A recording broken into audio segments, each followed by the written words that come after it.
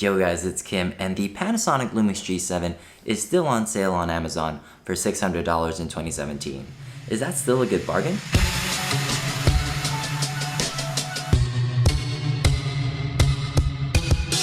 So when it comes to the G7, there's really four things that I really like about it. One is that it's able to record in 4K. Two, it's got a flip screen. Three, it's got good handling and it's just got plenty of customizable buttons. And lastly, there's a good range of lenses. In fact, it's got the widest selection of lenses for any mirrorless camera. But when it comes to disadvantages, there are two things that I don't like. One is the sensor size. It's a little bit smaller than APS-C. And two, the autofocus for video isn't so great. So having a quick look at Amazon, let's go through its competitors and see if we can find a better deal than the Lumix G7. So the first logical place would be to go to Panasonic and check out their Lumix G85. This is basically the next version of the G7, but it costs $998 with a kit lens. It does record in 4K, it does have a fully articulating flip screen, it has good handling, dual dials, and lots of custom buttons just like the G7. It also has the micro four thirds format, so it's got access to the largest lens selection for mirrorless cameras, but the sensor size is small and the AF is still kind of bad for video, but it does have 9 frames per second as opposed to the 7 frames per second on the Lumix G7, and it's weather sealed and it's got IBIS. Whether you want to pay $300 more for that is really up to you. Moving over to the Canon mirrorless line, there's really no 4K here at all. It does have a bigger APS-C size sensor and it does have good autofocus for both stills and video. That is key here for this line. However, this line also only has 5 native lenses. So moving to the EOS M5, this costs $1,100 with a kit lens. It doesn't have 4K, the screen only flips down. It does have better handling than smaller mirrorless cameras, but the grip is on the smaller side compared to the Panasonics. So the EOS M6 costs $900 with a kit lens. It's basically the same as the M5, but it does not have an EVF and the screen flips up.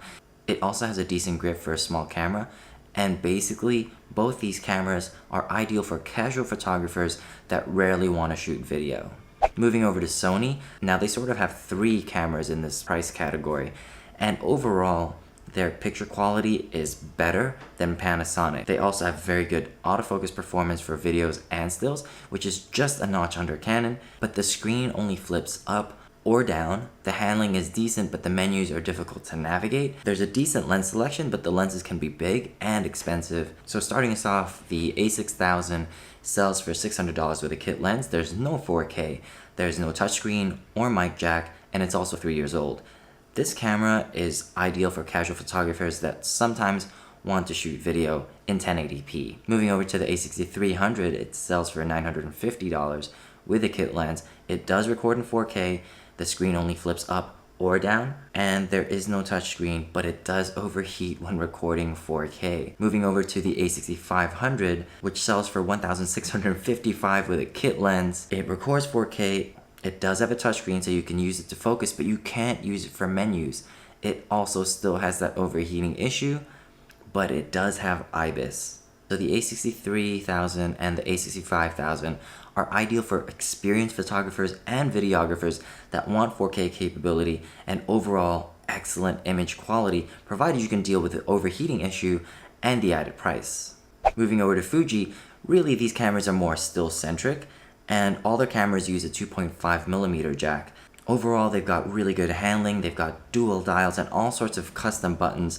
They've got a good lens selection, but can be expensive. They've got a good lens selection, but they can be expensive.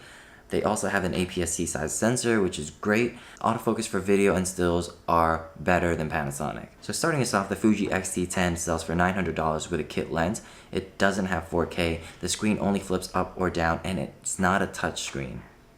It's really more of a stills camera and has a 10-minute recording limit. And this is really ideal for photographers that want a stylish camera for stills with excellent image quality, even when shooting JPEG.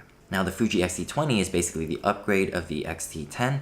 It sells for $1,000 with a kit lens. It has 4K, but it has that 10-minute recording limit. The screen also flips up or down, but it has a touchscreen. Now this is ideal for people that want an upgrade over the X-T10 with improved video capabilities. Last off, we have Olympus, And really, Olympus cameras are more still-centric. The Olympus OMD EM10 Mark II sells for $550 with a kit lens. It does not have 4K. The screen flips up or down only. It's a really pretty camera. It's got good handling, and it's got the largest lens selection for any mirrorless camera because it shares the micro four thirds format with the Lumix G7. However, the sensor size is a little bit smaller. It's the same as the Lumix G7. And autofocus for stills is good, but for video, it's kind of bad, just like the G7. It also uses a video compression called All-I, which is an older compression technology, meaning bigger files for not much better video quality. However, the IBIS on this thing is class leading. So this is really ideal for photographers that want something small and light with class leading IBIS. So there you go, those are the competitors of the Lumix G7 in 2017. I think overall I would much rather buy a cheaper to mid-priced camera body and put the rest of the money toward better lenses, better tripods, sound, and lights. Overall, if we're just strictly talking about price, I think there's really two competitors to the Lumix G7 at this point. It's the Sony a6000 or the Olympus OMD EM10 Mark II. Wow, that's a long name. With the a6000, it's really a 3-year-old camera, and you can tell it doesn't have 4K, it doesn't have a touch screen, and the screen doesn't flip out. Those to me are deal breakers, not to mention the fact that it doesn't even have a mic jack. Now with the EM10, it's really more of a picture-centric camera. I would definitely pick this camera up if I was just doing photography. But if I was doing video at any capacity whatsoever, the EM10 is probably not the camera that I would be picking up. So that about wraps it up. Thanks for watching. Like and subscribe below, and let me know what cameras you own or want to buy in 2017. Don't be shy in suggesting future content for the channel, and I'll see you guys next time.